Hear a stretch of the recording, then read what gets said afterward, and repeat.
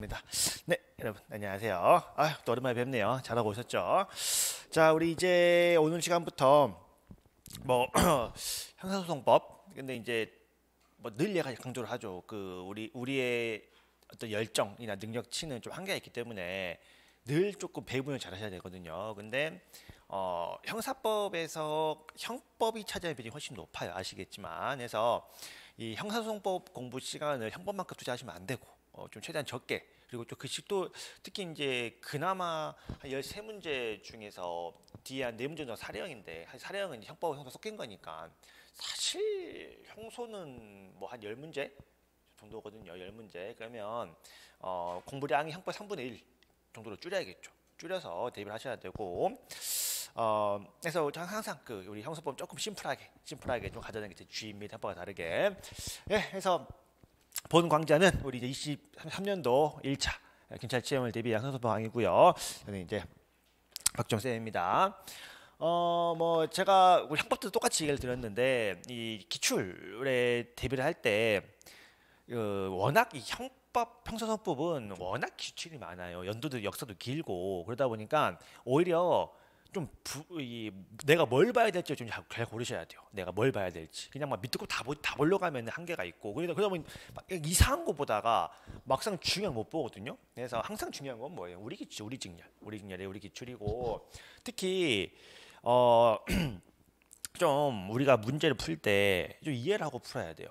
그러니까 이해를 하고 푼다는 게 뭐냐면, 내가 그냥 어디 뭐 눈에 봤으니까 머리에 잔상이 남아가지고 문제를 푸는 게 아니라 이 선지 속에 숨어있는 의미가 뭔지, 법률, 이제 이게 옛날에는 그럴 필요가 없었죠. 한 5, 6년, 아마 5년도 아니야, 3, 4년 전만 해도 안 그래도 붙을 수 있었으니까 뭐 굳이 뭐 복잡하게 법률 왜 생각해? 그냥 대충 내가 눈에 익은 거 문제 은행 주고 해가지고 때려 맞추면 됐던 시험이 됐으니까. 근데 이제 지금은 그게 안 되잖아요. 지금은 그게 안 되니까 좀 우리가 제대로 이해하고 좀 풀자, 한번 뒤에 나올 거고요. 그 다음에 좀 다른 직렬 기출은 좀 최근 기출 중심으로. 왜냐면 이 요즘 이 우리 형사법의 시험이 좀 한 과거하고 엄청 달라요. 이게 그 과거라고 하는 게 뭐 10년도 아니야. 10년도 아니고 한 3, 4년? 3, 4년 전에 기출 선지들하고 올해 각종 시험들 선지들이 완전히 좀 다르거든요. 이게 뭐 구성도 복잡하고 난이도 올라와가지고 이제 당연히 여러분도 대비를 맞춰서 하셔야겠죠. 그래서 내가 아는 게 똑같은 게 무조건 시험에 100%안 나올 수밖에 없어요. 그래서 이걸 좀 아시면 좋겠는데, 우리 2020년 2차 시험, 여기에 우리 뭐 두 문자 키워드로 풀 수 있는 게 있어요? 난 못 풀겠던데 그렇게는. 우리 막 옛날처럼 딱 보면 딱 답 나와가지고 딱 찍고 그게 돼요? 어, 그 쉽지 않아요. 뭐 내년 시험에 완전 스타일 다시 옛날처럼 돌아간다, 그러면 모르겠는데 올해 2차 시험 저는 그렇게 못 풀겠더라고. 그러면 근데 사실 대부분 다 그렇게 공부를 해왔어. 대부분 공부를 그렇게 해와가지고 다 같이 시험장에 들어가. 그럼 누가 붙고 누가 떨어져요? 잘 맞춘 놈이 붙고 못 맞춘 놈이 떨어지는 시험이죠. 운빨 시험. 개인적으로 저 올해 2차 거의 80% 운빨 시험 아니에요?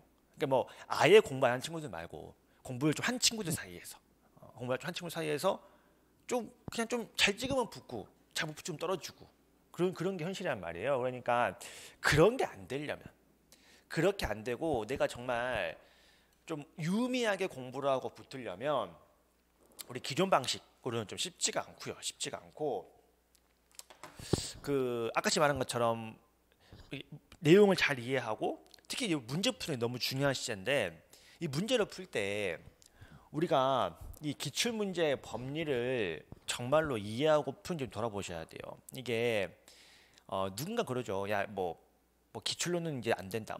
어느 정도 동의합니다. 기출로는 쉽지 않은데, 그러면 앞으로 기출로는 안 되니까 기출을 넘어서는 훨씬 많은 양의 범위 설정을 해가지고 우리가 그냥 다 커버한다? 그거 불가능하지 않아요? 우리 뭐 어디까지 커버를 해야 도대체? 우리 뭐 그럼 막 이렇게 두꺼운 책을 막 공부를 해야 돼요? 그럴까요? 어쨌든 공부할 게 좀 한계가 있어요. 근데 자세히 보면 기출 문제에 있는 법리를 변형해서 우리가 낯설게 보이는 것뿐이지 사실 완전히 새로운 문제는 아니거든요. 이게 무슨 말이냐면, 우리가 나는 기출분석 끝났어. 나는 기출문제를 5번 봤어. 나는 뭐 5년 동안 5번 봤어. 근데 정말로 내가 그거를 알고 푸는 건지 아니면 여기 두 번째 그냥 보다 보니까 눈에 익을 거 아니야. 보다 보니까 눈에 익어. 그러니까 대충 뭐 이거는 뭐 3번이야. 이건 2번이야. 라고 그냥 내가 이렇게 답을 맞췄다. 근데 답을 맞춘 게 내가 혹시 내가 이걸 좀 알고 있다. 그냥 나는 사실 그냥 모르거든. 사실 모르고 그냥 푼 건 그냥 맞춘 건데 내가 이제 알고 있다고 착각을 하고 있는 거죠. 근데 여러분 이게 가장 위험해요. 그러면 이제 그럼 내가 무슨 지문을 이해하고 있고 무슨 지문은 모르는데 맞추고 있고 이걸 확인하는 좋은 방법이 있는데 제가 이제 해법 때도 좀 말씀드리거든요. 해법 때도 혹시 이거 맞췄는데 이거 틀렸냐? 이거 맞췄는데 이거는 낯설어? 이거를 모르는 거예요. 그러니까 앞에 맞춘 게 잘못 맞춘 거죠. 그러니까 앞에 맞춘 게 알고 맞춘 게 아니야. 앞에 여기 선지는 법리야. 저 뒤에 선지는 그 법리를 푼 사실관계야. 근데 이거는 맞추는데 이건 틀려. 그럼 나 이거 모르는 거죠. 그러면 그거는 내가 이제 법을 이해하고 맞추기보다 혹은 제가 이제 수업 중간에 그런 때도 있어요. 그럼 여러분 만약에 이렇게 출제가 됐는데 요렇게 바꿔 나오면 답이 뭐예요? 라고 물어볼 때가 있어. 요렇게 바꿔서 나오면. 근데 모르겠어. 그럼 모르는 거예요, 여러분. 똑같은 법리 속에서 요것만 요 조건을 바꿨으면은 당연히 결론이 바꾸던가 혹은 결론이 동일이 되던가 이게 느낌이 빡 와야 되거든요. 근데 내가 이거는 맞췄는데 이건 왜 모르겠지? 그거 모르는 거죠, 여러분. 내가 아직 이 속에 있는 법리를 모르는 거예요. 근데 이렇게 공부하기 여러분 솔직히 어렵죠. 야, 우리 옛날 선배들은 그냥 얼레벌레 붙어 시험 보고 들어갔다는데 우리는 그렇게까지 해야 돼? 어쩔 수 없죠. 지금 그런 상황이 그런데. 자꾸 옛날엔 그랬다더라. 그거 아무 문제가 쓸모없어요, 여러분. 지금 시험 문제가 그렇지가 않은데 어떡해. 그러면 해왔던 방식대로 공부해가지고 다시 한번 운빨 시험으로 가든지 아니면 정말 힘든데 계속 생각 좀 해가면서 이 힘든 과정을 버텨야 될지는 여러분이 결정하시는 거죠. 그래서 어쨌든 이거 앞에 문제는 맞췄는데 뒤에 문제는 틀렸다. 그럼 이게 진짜 위험해요. 차라리 왜 우리가 오디션 프로그램 같은 거 보면은 심사위원들이 그렇잖아요. 아예 모르는 일을 가르치는 게 낫지. 이 어설프게 습관 잡힌 친구들을 발상을 바꾸기가 더 어렵다고. 그러니까 이게 뭔가 나는 알고 있다 생각을 하거든요. 그러니까 그러다 보니까 기본서나 해당 파트 문제 풀이를 할 때 나도 모르게 그냥 생각을 안 해버려. 그냥 멍하니 이거 잠깐 쉬었다 가야지. 사실 모르는 거라 들어야 되거든. 그냥 내가 뭔가 잘못 알고 있거나. 그래서 그러다 보니까 오히려 계속 지나가 버리거든요. 그래서 이번 어차피 여러분 뭐 저는 책 두껍지도 않잖아. 두껍지도 않고 빨리 끝날 수도 있어요. 빨리 끝날 수도 있고 이 취지도 설명을 드릴 텐데 두껍지도 않고 많지도 않은데 선지 하나하나를 또 설명을 드릴 때 제가 그냥 답 맞췄다. 이거 할 거면 그냥 답 다 있잖아. 이거 아무 의미 없잖아요. 그냥 제가 선지 이야기를 할 때 그냥 휙 넘어가는 것도 있을 거고 좀 생각을 해보자. 라고 하는 선지들에 대해서 내가 이 속에 있는 숨은 내용을 한번 잘 이해하고 있는지를 또 생각을 하시면서 같이 와주시면 좋겠고요. 그 다음에 이제 그래서 양치기 하지 맙시다. 우리 양치기.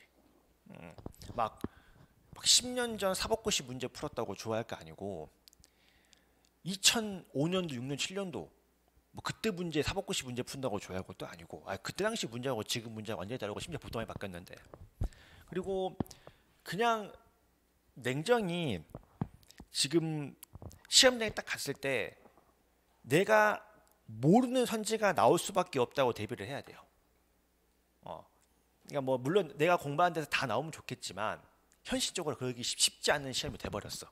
올해 그 대표적인 게 그 함정수사에서 법리 학설 물어보는 거잖아요. 쌤은 처음 나온 학설이거든 그거 지금. 그러니까 뭐 과거엔 있어왔지만 전혀 출제가 안 돼. 사실 아마 그거 하는 사람 거의 없을 거예요. 근데 내가 모르는 선지가 나올 수밖에 없다고 생각을 해야 돼요. 그러면 그때 내가 봤던 선지가 아니니까 현장에서 멘붕 와가지고 찍자 이게 아니라 적어도 이 파트에는 이러한 법리가 깔려 있으니까 이건 이렇게 될 수 있지 않을까라고 좀 생각할 수 있는 힘까지는 가줘야지 우리가 실력으로 합격까지 갈 수 있지 않을까 싶어요. 그래서 의미 없는 양치기 뭐 어디 구석진 내용 내가 공부했다고 좋아할 게 아니라 늘 출제가 되어 왔고 중요하고 그다음에 최근에 유력한 판례가 나왔고 그런 내용들에 대하여 좀 깊이 있고 좀 심도 있게 공부를 해가지고 좀 선지 하나하나를 좀 꼼꼼히 좀 챙겨가 보자라는 생각으로 조금 강의를 준비를 했습니다. 그래서 뭐 또 맞아요. 또 제가 늘 이해하자 하는데 모든 문제 풀 수는 없어요. 뭐 당연히 우리가 암기도 해야 되고 키워드 그러니까 순서는 있죠. 어떤 내용을 먼저 이해를 하고 현장에서 다 읽을 수가 없으니까 그 다음에 이제 키워드를 따고 그런 건 좋아요. 그런 건 좋은데 선호가 바뀌면 안 돼. 그냥 뭔지도 모르고 키워드만 딴 다음에 뭔지도 모르고 그냥 나 이렇게 문제 푼다. 이거는 최악이죠. 그러니까 먼저 내가 충분히 이해를 하고 그 다음에 이제 시험장에서는 다 읽을 수가 없으니까 우리 예를 들면 우리 형법 시간에 그 소액임대차 우선 면제권 관련 물릉범 판례라든지 아니면 소송 비용의 확정 절차에 관한 불능범 판례라든지 이런 거 물론 기본적으로 이게 왜 불능미수가 아니고 불능범인지는 일단 먼저 이해를 해보고 그 다음에 시험장에서 적어도 위험성이 없으니까 불능범이구나 라는 식으로 딱딱 정리해서 들어가야겠죠. 해서 모든 문제를 다 특히 형사법을 이해하고 풀 수는 없겠지만 그래도 우리가 최대한 이해할 수 있는 거는 이해를 해보아야 그래야 암기할 게 줄어들고 여러분들 암기할 머리를 뭐 경찰학이나 헌법에 쓰겠죠. 근데 생각보다 형사법은 또 이제 이 형사법 같은 경우에도 흐름상 이게 수사와 공판의 흐름상 이 선지가 이게 내가 이 선지를 몰라. 내가 이 선지를 모르는데 구조상 이 선지가 맞을 수가 없어. 그런 것들 있잖아요. 그런 것들은 이제 우리가 뭐 예를 들면 여러분 그 불능미수하고 중지미수하고 장애미수하고 처벌 예가 임의적 감면인지 표적 감면인지 임의적 감경인지는 모르더라도 중지미수가 불능미수보다 감경되는 정도가 많아야 되는 건 맞잖아. 그런 감은 있어야 될 거 아니야. 그러니까 만약에 시험장에서 중지미수는 임의적 감면인데 불능미수는 표적 감면이라고 나왔어. 그럼 내가 정확히 뭔지는 모르겠어. 정확히 이게 임의적 감면이었나 표적 감면이었나 잘 모르겠어. 근데 적어도 중지미수가 임의적 감면이면 불능미수가 필요적 감면일 수는 없겠지. 중지미수 더 많이 봐줘야 되니까. 우리가 장애미수는 가장 덜 봐줘야 되고 불능미수가 중간이고 중지미수가 더 봐줘야 되고 이게 이런 건 구조적으로 안단 말이야. 그러면 현장에서 딱 봤을 때 이게 안 맞겠구나 라는 걸 조금 알 수 있는 좀 그런 힘을 좀 길러서 문제 좀 푸셔야 되거든요. 그래서 수업 시간 내내 좀 우리 생각을 하시면서 어제도 또 생각하는 힘을 좀 길러드리고 할 테니까 그래서 뭐 기본기를 기르자라는 말 동의합니다. 동의를 해서 좀 그렇게 진행을 좀 하도록 하겠습니다. 그래서 저는 이렇고요.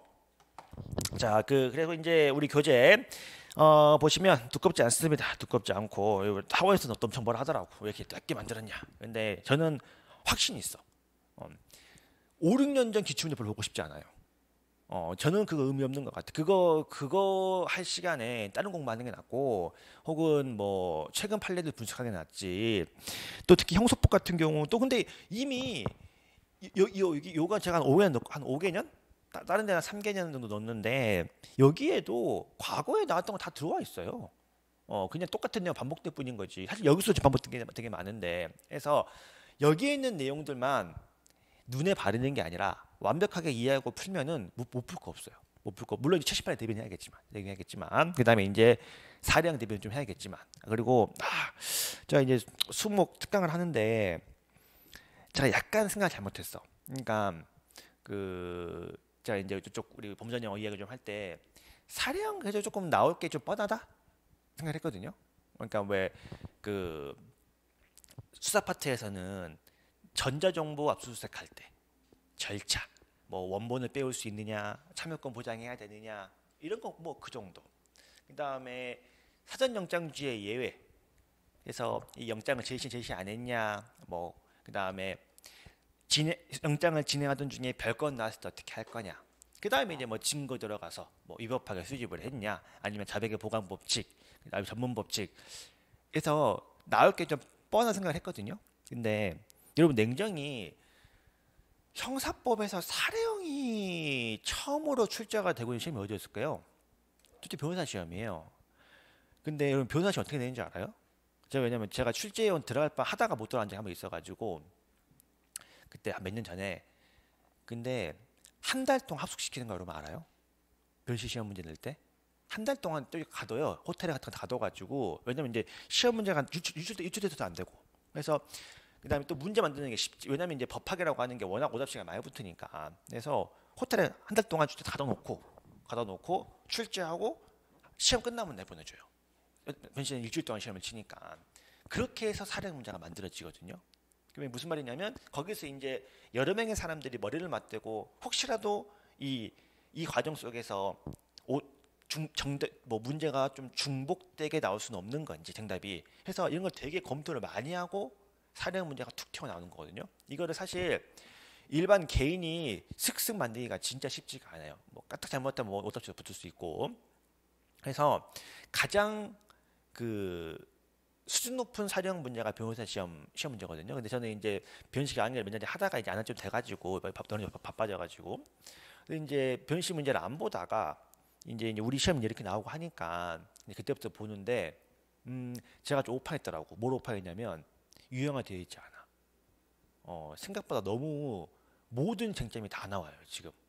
상당히 문제를 내는 기술이 좀 발전을 했더라고요. 저 때만 제가 사회 변식 출신인데 그때까지만 해도 나올 게 좀 뻔했는데 그래서 제가 이제 쭉한 11회, 10회, 9회 여기 이제 제가 사령 비슷한 유형만 쭉 뽑아가지고 쭉 정리해봤는데 쟁점이 다 달라요. 쟁점이 다 달라. 그래서 이게 지금 둘 중에 하나죠. 이럴 바에 그냥 갖다 버리든지 어차피 안 붙어도 붙어요. 어차피 다른 거 잘 맞추면 붙으니까 하든지 아니면 차라리 사례형 문제를 대비를 하는 과정에서 그냥 나 공부한다 생각하고 문제를 푸는 느낌으로 그러니까 대충 쓱 보고 이 문제에서 1번 답 이거 아무 의미 없고요.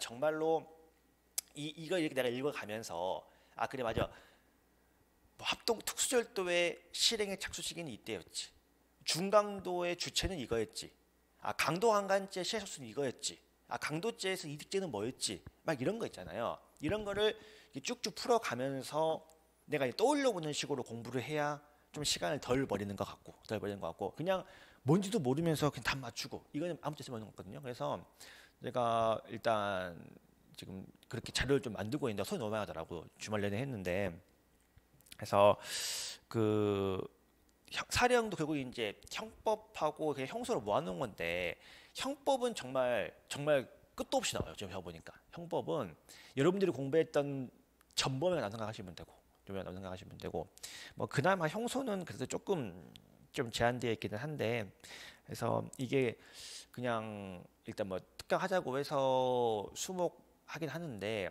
이게 그냥 제 생각에는 그렇게 저는 될 줄 알았고요. 솔직히 말해서 그 정도면 어차피 나올 거 뻔하니까 뻔한 생각을 했는데 어느 정도는 보겠지만 그걸로는 그냥 쉽지 않을 것 같고 그냥 그때는 오셔가지고 만약 오신다면은 그냥 이렇게 공부를 해야 되는구나 이런 맛을 조금 보고 가시는 게 좋을 것 같아요. 그래서 또 기회가 되면은 좀 여러분들 좀 도움이 될 것 같으면 제가 또 지금 제가 변시 11회 것만 정리해도 거의 3, 4시간이 걸리겠다고 설명하는데 워낙 거기는 한 사령 문제가 마음도 중에서 한 10문제 넘게 나오니까 그래서 근데 그렇다고 우리 시험보다 막 엄청 어렵냐 또 그렇지도 않아. 올해 2차랑 비교했을 때는 거의 비슷해요. 그래서 그 좋은 연습책이 되지 않을까 생각이 들더라고요. 그래서 사령도 대비를 하셔야 되고 해서 어쨌든 우리는 그 옛날의 영광에 기대하지 말자.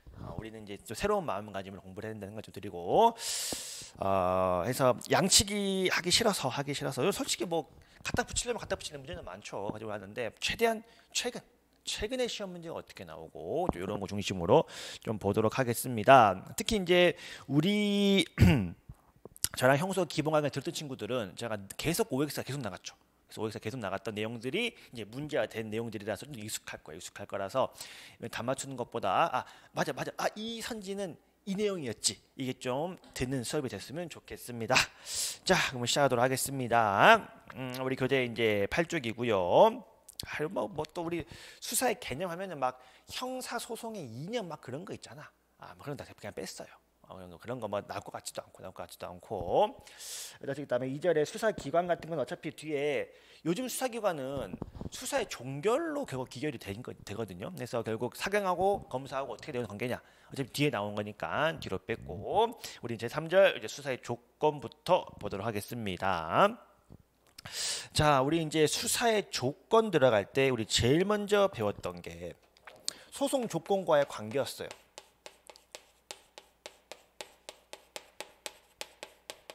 자, 우리가 특히 소추 조건이라고도 이야기를 할 텐데, 여러분 대부분의 범죄에 소추 조건이 있어요, 없어요? 대부분의 범죄에. 자, 절도했다, 강도했다.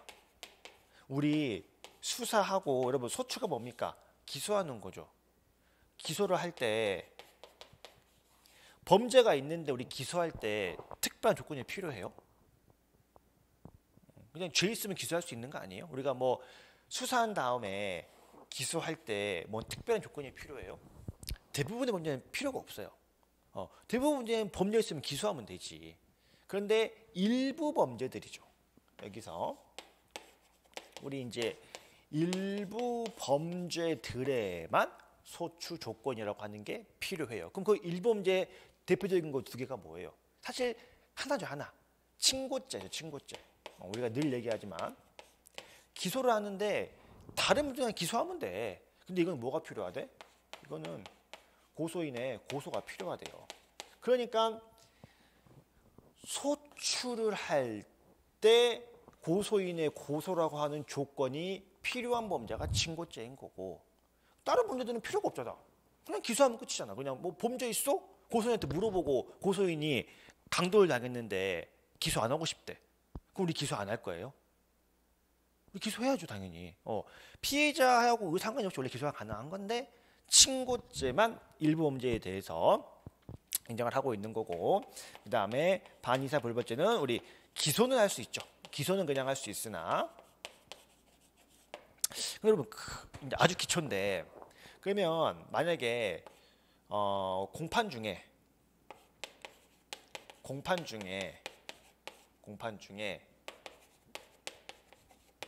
합의가 됐다. 그러면 여러분 일반 범죄는 이게 어떻게 반영이 돼요? 자, 칼로 허벅지를 찌르고 돈을 뺏은 특수형 사건이야. 특수형 사건에서 피해자가 합의를 해줘요. 그럼 판사가 피해자가 합의해줬으니까 집에 가세요 그래요? 완전 처벌하잖아. 이건 대신에 합의했으니까 어디에 반영을 해줘요? 우리가 양형이라고 이야기를 하죠. 내 새끼 원래 징역 10년 때리려고 그랬거든. 근데 피해자 합의해줬으니까 형의 양을 줄여주는 거죠. 5년 그래. 합의했으니까. 너 합의 안 했으면 10년이었는데 합의했으니까 5년. 그렇죠. 어쨌든 처벌은 해요.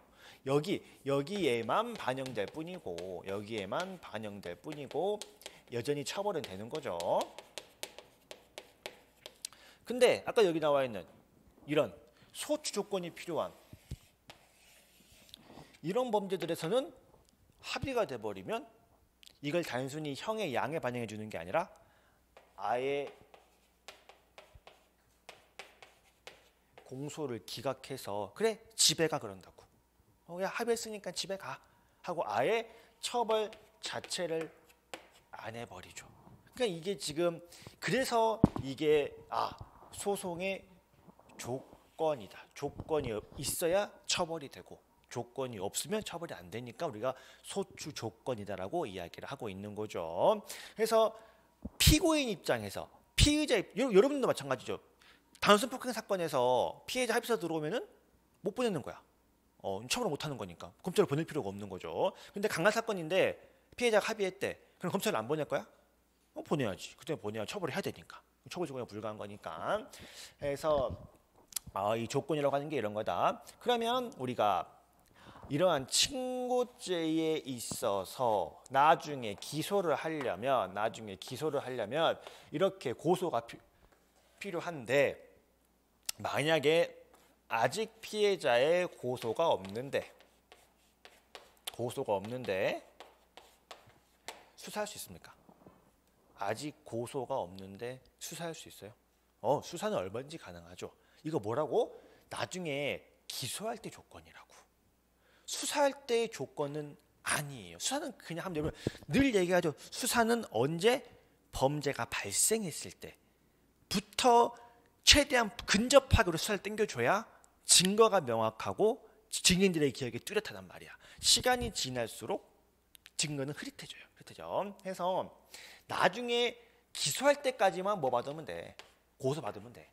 기소할 때까지만 고소받으면 되고 그 전에 수사하는 거는 얼마든지 가능하죠. 그러면 이제 우리 친고죄에 있어서 고소는 수사의 조건이 맞습니까?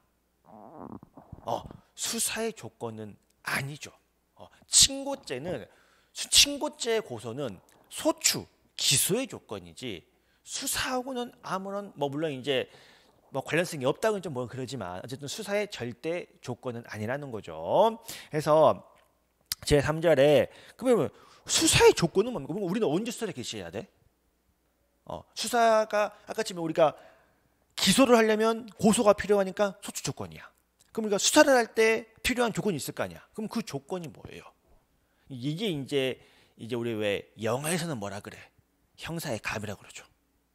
야, 우리 감이 감이 없는 수사하는 거야. 근데 실제로는 형사의 감만으로는 수사하면 안 되겠죠. 그래서 거기 필요한 게 1번이야. 1번을 보시면 수사기관은 범죄 혐의가 있다고만 생각되면 일단 수사 시작하는 거예요. 피해자의 꼭 고소 없더라도 신고받고 갔어 범죄 혐의 있으면 수사하면 되는 거지. 그런데 여기서 범죄 혐의라고 하는 게 수사기관의 주관적 혐의라면 사실 좀 우린 편해요. 왜? 우리가 주관적 의심만 들어도 바로 수사에 들어가 버린다? 그러면은 이제 우리 피해자들, 만약에 일반 국민들이 경찰이 왜 끼어들어요? 라고 할 때 내 감이에요. 해보는 끝 아니야. 주관적 혐의만 있으면 수사가 된다. 그러면 내가 봤을 때는 범죄 같은데요? 하면 끝이란 말이에요. 그래버리면 경찰은 무소불위의 권력이죠. 근데 그럴 수는 없는 거고 주관적 혐의뿐만 아니라 뭐가 있어야 돼? 구체적인 범죄 혐의까지 좀 있어야 돼. 그래야 우리가 왜냐면 이제 임의 수사니까 우리 국민들이 편하게 수사를 받을까? 강제 수사는 그래도 체포하고 구속하는 건 무서울 수 있잖아. 근데 임의 수사는 우리 공부하잖아요. 오로지 피의자의 자발적인 의사 따라오고 협조하고 하는 게 임의 수사 아니에요. 그러면 피의자가 자발적으로 다 협조하는 거니까 피의자가 편한 마음으로 수사를 받을까? 아닐 거란 말이에요. 수사는 여러분들은 나중에 그 신고받고 가는 게 아닌 이상 별로 환영받지를 못해요. 여러분들 만나는 피의자 여러분 되게 싫어할 거거든. 임의 수사도 부담스럽죠. 그러니까 적어도 내가 너를 경찰서로 부를 때는 우리가 부를 만한 객관적인 이유가 조금 있어야 돼요. 그러니까 항상 얘기하죠. 피의자 수사가 먼저야, 고소인 수사가 먼저야. 고소인 수사를 먼저 할 수밖에 없어요. 그리고 고소의 말을 들어봐야 이게 지금 범죄 혐의가 이렇구나라는 걸 알 수밖에 없거든. 그러니까 이걸 통해 가지고 좀 밝힌 다음에 그 다음에 이제 냉정히 여러분이 딱 봤을 때 이게 말이 안 되는 사건이면은 안 받죠. 고소장을 냈는데 막 말이 안 돼. 이상한 소리 하고 있어. 당신네 경찰청장이 뭘 했대. 이상한 얘기야. 애초에 안 받아버리죠. 그런 건 안 되는 거고 여기 나와 있는 객관적, 구체적 혐의가 있어야 수사를 개시할 수 있습니다. 물론 말은 쉽죠. 쌤 어디까지가 주관적이고 어디 객관적이에요? 그건 모르겠지만 정도에 따라서 가는 거다. 그 다음에 2번 보시면 그래서 이 수사 혐의라고 하는 게 객관적으로 이게 진짜 수사가 필요해 보일 만한 사건이고 우리가 수사라는 게 상당해 보이는 상황이야. 그래야 이제 우리가 들어갈 수 있는 건데 그럼 이거는 아까 말한 것처럼 강제 수사는 피의자의 인권을 많이 침해하니까 필요하고 임의 수사는 어차피 네가 협조하는 거니까 그냥 우리가 부르면 된다? 아니지. 이것도 당연히 필요하죠. 이것도 우리가 굳이 수사를 해야 되는 그 나름의 이유가 충족이 되어야 임의 수사할 수 있는 거예요. 임의 수사 되게 부담스러워요. 수사에 90% 이상 임의 수사인데 강제 수사는 별로 없잖아요. 근데 이제 임의 수사가 90% 이상인데 당연히 이것도 필요하죠. 그래서 2번도 보시면 되고, 그 다음에 이제 3번, 그래서 이제 그 강제 수사에만 적용된다? 당연히 틀린 내용이 되겠죠. 임의 수사에도 당연히 필요합니다. 당연히 필요하다. 그 다음에 3번 보시면 친고죄나 세무공무원의 고발이 있어야 논할 수 있는 죄에 있어서 고소, 고발은, 그러면 우리가 세무공무원 등의 고발이 있어야 되는 범죄들은 대충 뭐겠어요? 말 그대로 세무, 조세범 처벌법 같은 경우에는 우리가 곧바로 수사를 개시하는 게 아니라 뭐가 필요하다? 그러니까 뭐 수사는 시작할 수는 있는데 나중에 기소하려면 고발이 필요하대요. 그럼 왜 고발이 필요하다? 냉정히 우리보다 얘네들가 더 전문가야. 냉정히.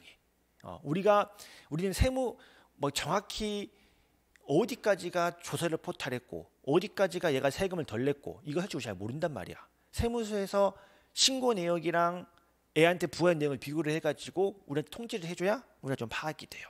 그 다음에 출입국관리법 위반. 이 새끼들이 그 출입국 위반하다가 걸렸어. 냉정히 우리보다는 출입국 관리소 직원이 좀 더 잘한단 말이에요. 그러니까 이런 사건들에 있어서 그냥 수사기관의 자의적인 기소나 수사를 방지하기 위하여 여기 세무공무원들의 고발이 있어야 되는 범죄들이 있는데 여기서 이런 것들은 아까 말한 것처럼 소추 조건, 기소를 하는데 필요한 조건인 것은 맞습니다. 맞습니다. 그러나 수사의 조건은 맞다 아니다? 수사의 조건이다. 같이 우리 수사의 조건은 뭐야?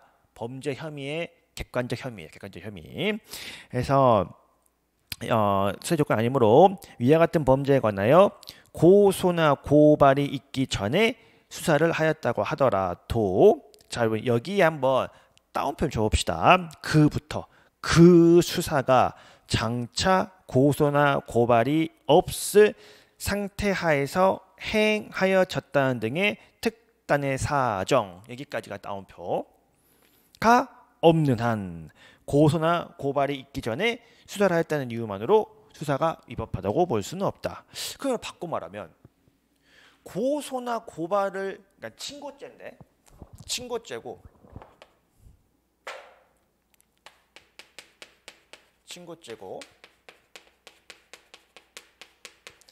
즉시 고발 사건 이런 범죄들에 한해서 이건 어차피 고소나 고발이 없으면 기소는 못해요. 고발이 없으면 기소는 못하는데 자 이게 없어도 일단 방금 본 것처럼 수사는 가능하다고 배웠어요. 근데 만약에 이거를 안 할 걸 피해자가 명확히 밝혔어요. 피해자가 나 고소 안 할 거예요 라고 명확히 의사를 밝혔어요. 그럼에도 불구하고 수사할 수 있어요? 그럼에도 불구하고 그렇게까지 못하는 얘기야. 그렇게까지는 여기 따옴표 내용이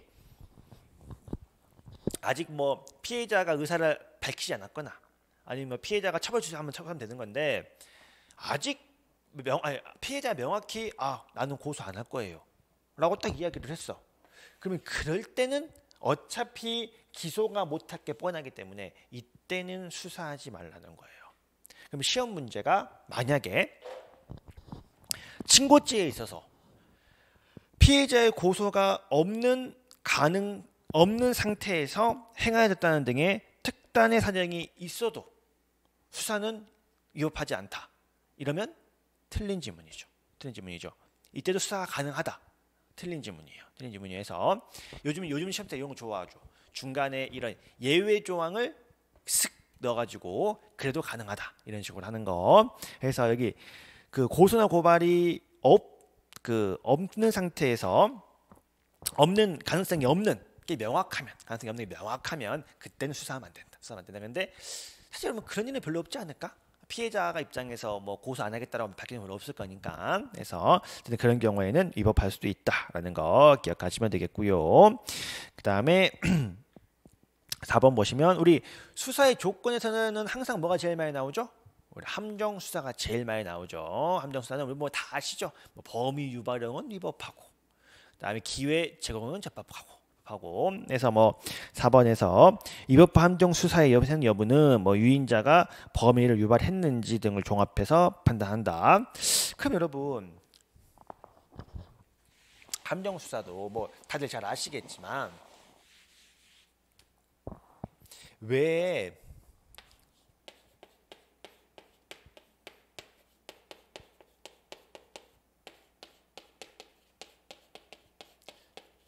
이거는 적법해요? 왜 이거는 왜 허용을 해줘요? 이거는 왜 허용을 해줘? 우리 형법 시간에 그 가스 배관을 타고 올라가다가 순찰 중이던 경찰한테 걸렸다. 자, 얘 절도죄 혹은 야주절에 실착이 있어요, 없어요? 실착 없잖아. 그럼 여러분 얘 처벌 어떻게 돼요?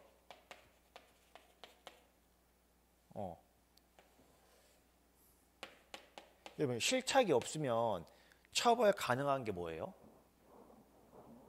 실착이 없으면 처벌 가능한 거 예비음모야. 예비음모 처벌 이걸 처벌할 수 있고 이조치 없으면 처벌 못 하거든요. 자, 절도죄 예비음모 처벌 있을까? 없을 거란 말이야. 그럼 여러분 얘 처벌이 된다는 얘기 안 되는 얘기야? 처벌이 안 된다는 얘기예요. 얘 이렇게 경찰이 너 누구야? 도망갔다. 그러면 솔직히 얘 위험도 100% 아니에요? 이제 이 새끼 한밤중에 왜 타고 있겠어? 범죄가 타고 있겠지. 근데 이 경찰 나쁜 거 전혀 없어. 당연히 단속해야지. 범인이 올라오고 있으니까 너 새끼 뭐야? 하니까 도망가 버렸다. 잡았어. 그래서 너 새끼 뭐라고 하라고 그랬어? 그냥 뭐 저쩌고 하다가. 근데 그래 설령 얘가 절도하려고 했어도 이렇게 해버리면은 실착이 없어버리면 예비모가 없으면 처벌이 안 돼요. 그러면 이제 여러분 신입 순경이 이걸 보고 그런 생각을 못 하겠지. 좀 지켜보자. 당연히 단속할 거야. 당연히 너 뭐야? 하고 우리 또 이게 나쁜 것도 아니야. 여러분 꼭 우리는 범죄를 밝혀내는 것보다 안전하게 치안을 지키는 게 더 중요한 거 같을 수도 있어요. 그래서 잘못한 건 전혀 없어. 근데 이제 너 뭐야 하려고 할 때 옆에 베테랑 형사가 뭐라 그러는 거야? 김순경 잠깐만. 왜? 좀 더 범죄 혐의를 명확하게 해야 되고 증거를 정확하게 잡아야 되거든. 우리 지금 얘 잡아봤자 뭐 헛고생할 수도 있다. 조금 더 지켜보고 얘가 어느 집에 명확히 보면 그러자. 선배님 그러다가 잘못되면 어떡해요? 그래서 좀 지켜봐. 해가지고 얘가 남의 집 문 딱 열려고 야주절에 실행에 들어가는 착수에 들어가는 순간 그때 딱 들어가서 검거한다고. 그게 뭐야? 이거 아니에요 지금. 우리가 지금 좀 지켜보는 거 아니야. 왜? 범죄를 명확히 하고 처벌을 정확하게 하기 위해서. 이거는 불가피하게 허용될 수밖에 없다. 물론 뭐 그러니까 이제 뭐 그런 비판을 할 수 있는 거지. 그러면 경찰은 범죄를 보고도 지켜보고 있는 거냐? 이건 세상적인 이야기고 우리는 범죄를 잡는 게 중요해요. 그래서 그 범위 유발행은 위험하지만 기회 제공은 적법하다. 특히 범위 유발행 같은 경우에는 이제 우리 경찰관분들이 실적 쌓으려고 꼬셔가지고 범죄하다 보니까 이런 건 하지 마라. 그래서 오른쪽에 이제 우리 2번에 함정 수사의 1번 보시면 물품 반출 업무 담당자가 A가 물품을 밀반출하고 있어요. 그리고 가배행위를 소속 회사에 사전에 알리고 모하기 위해 정확한 증거를 확보하기 위하여. 뭔가 이 새끼 이상한 짓거리 하고 있는 거 느낌 빠고 왔는데 이 새끼 지금 부르면 분명히 거짓말할 것 같아. 그런 적 없는데 떼까버릴 거야 말이야. 그래서 정확히 범죄를 증거를 모으기 위해 전형적인 기회 제공은 함정 수사도 당연히 허용되겠죠. 그래서 해당하지 아니한다. 맞겠고요. 2번도 이미 마약류 관리에 관한 법률을 이미 위반을 해버렸대요. 범죄를 유발시켜야 범죄인데 이미 범죄를 해버렸으니까 범위를 뭐 유발할 것도 없겠네. 할 것도 없네. 그래서 이미 범죄는 범했고 갑을 검거하기 위하여 수사기관이 정보원을 이용하여 그를 검거하면서 유인한 것에 불과한 경우에 뭐 이건 전혀 이미 끝난 범죄를 잡는 거니까 뭐 전혀 위법하지 않다. 맞겠고. 자, 그럼 여러분 A 3번 보세요.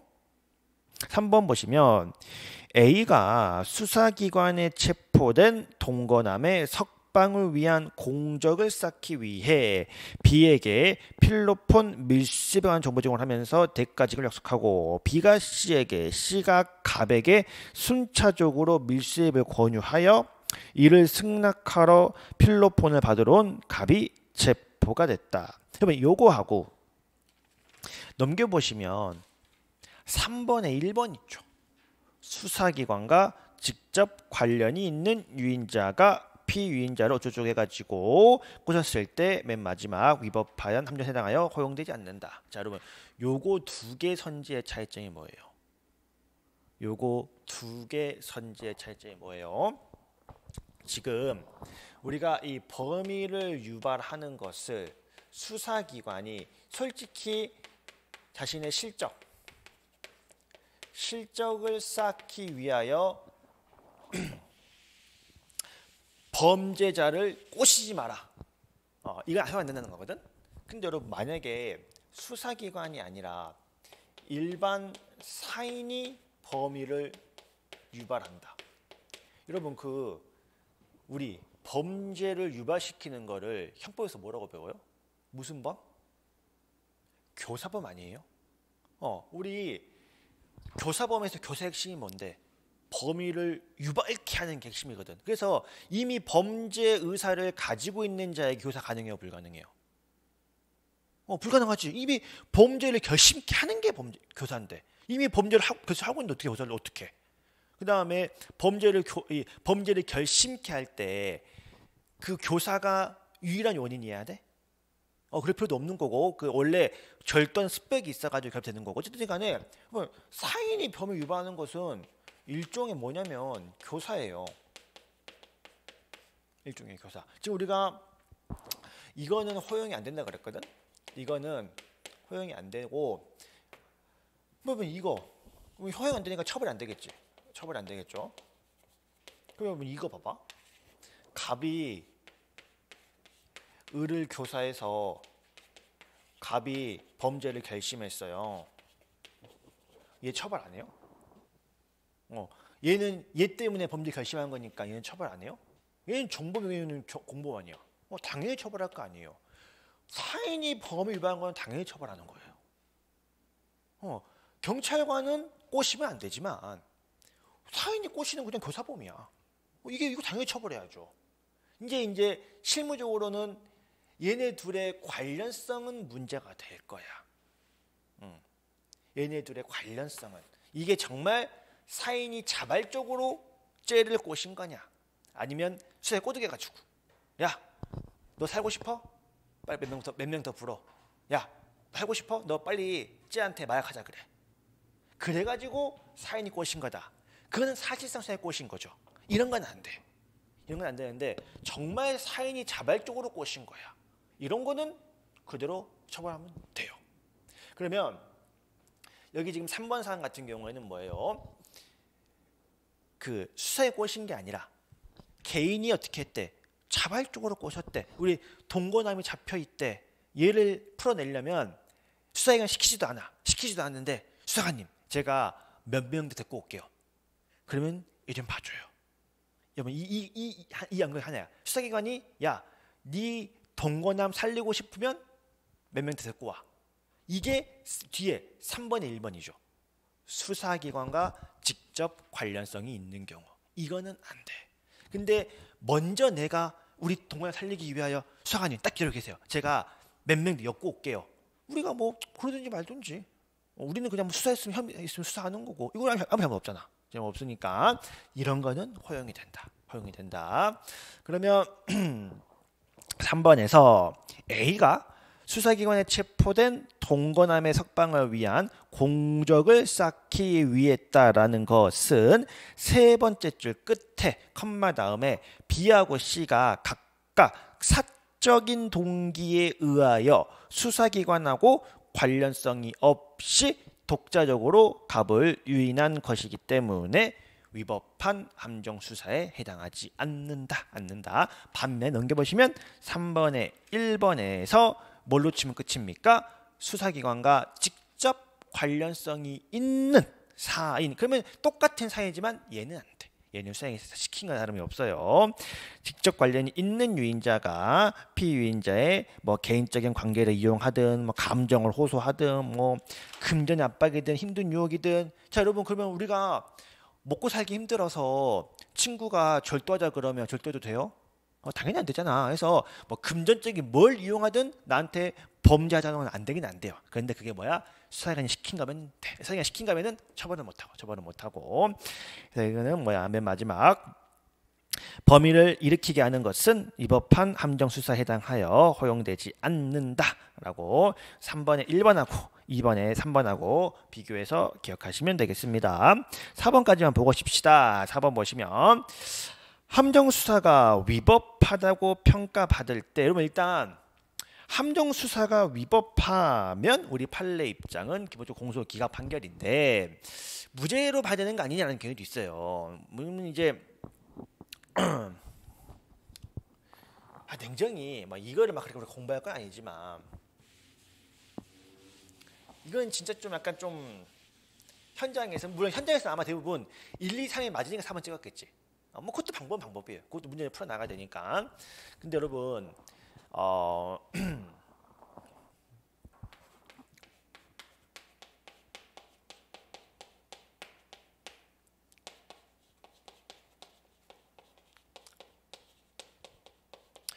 여러분 중지미수는 형을 필요적으로 감면을 해주는 엄청난 혜택을 주거든요. 근데 왜 이렇게 혜택을 줘요? 여러 가지 썰이 있어요. 이 별로 메인 쟁점은 아니야. 알아도 되고 몰라도 그만이야. 몰라도 그만인데 자, 그래도 법 적재적 의사를 보였지만 내가 범행을 중지했으니까 행위반 가치는 사라지고 사람 안 죽었잖아. 배반치가 없으니까 얘는 굳이 처벌의 필요성이 많이 줄어들었거나 형을 감면해 주는 이유는 뭐 예를 들면 얘가 가지고 있는 위법성이 사라졌다. 아니다. 얘가 가지고 있는 책임이 사라졌다. 그렇기 때문에 이러한 혜택을 주는 것이다. 이렇게 보는 견해가 있어요. 그럼 여러분 이런 견해에 대한 비판은 뭘까? 이제 이거는 그냥 맞추라는 게 아니야. 맞추라는 게 이거 생각 좀 해보자고. 생각하는 건 실력이 되는 거니까. 중지미수는 행위자가 나쁘게 들어갔지만 결국 위법성이 사라진 거 아니냐. 결국 책임이 사라진 거 아니냐. 그러니까 이렇게 큰 혜택을 주는 거다. 라는 견해에 따르면 여기에 대한 비판이 있어요. 범죄를 구성하는 거는 구성요건, 해당성, 위법성, 책임 요거 세 개가 있어야 범죄가 되는데 이게 사라졌어? 그럼 범죄가 돼요, 안 돼요? 범죄가 안 되지. 범죄가 안 되면 처벌 뭘로 해야 돼요? 범죄가 안 되면 무죄예요.